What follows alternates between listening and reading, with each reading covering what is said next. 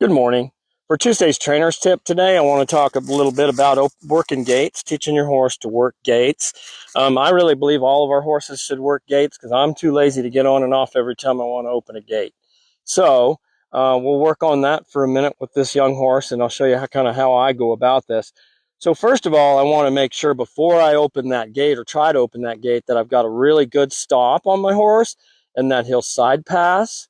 He needs to be able to move his shoulder, move his hip, and move his rib cage over.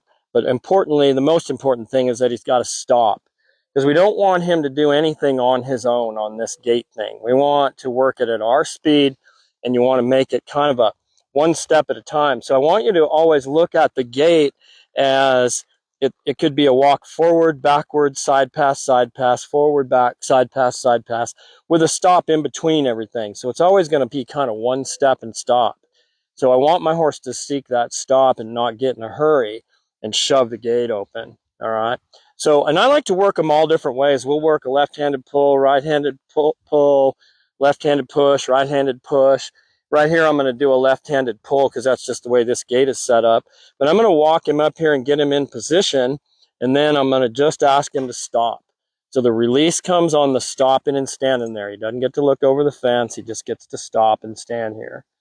All right. And if he feels like he's going to stand here for a second and he's quiet, then I'll start to move the gate a little bit. So I'm going to ask for one step sideways and I'll open the gate. Whoops. He's doing too much there. So I'm going to back him up. I'm going to release him when he stops at the position I want him in. He's getting a little ambitious about that gate already. Okay. So we'll ask him to stay still until I move that gate. And then I'm going to side pass him sort of around the end of this gate here. One step and release, one step and release, one step and release. I'll let him start to get his body in there, but he's got to stop. He doesn't get to run through this gate. Okay, so I want him to be still before I ask him for another step. Now I'll ask for a step and we're going to stop. I'll ask for another step and we're going to stop. Then he's going to yield his hip to get out of this gate. I'm going to swing that hip over so that, okay, one step, stop, one step, stop. I should be able to pull that gate and get him to stop. So I want him to stop right in here and not do anything else.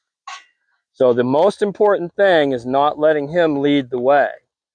We'll kind of go through here again and we'll do a right-handed push, and I'll just do it all in fast motion. So I'm going to get him over here and get him to stop. Then we're going to move that gate a little bit, ask him to move over and stop. Ask him to take a step and stop. Ask him to take another step and stop. We'll ask him to come around this gate and stop. We'll ask him to side pass back, stop, side pass back, move his hip over, and stop. So that's Tuesday's trainer's tip. I hope you have a great week.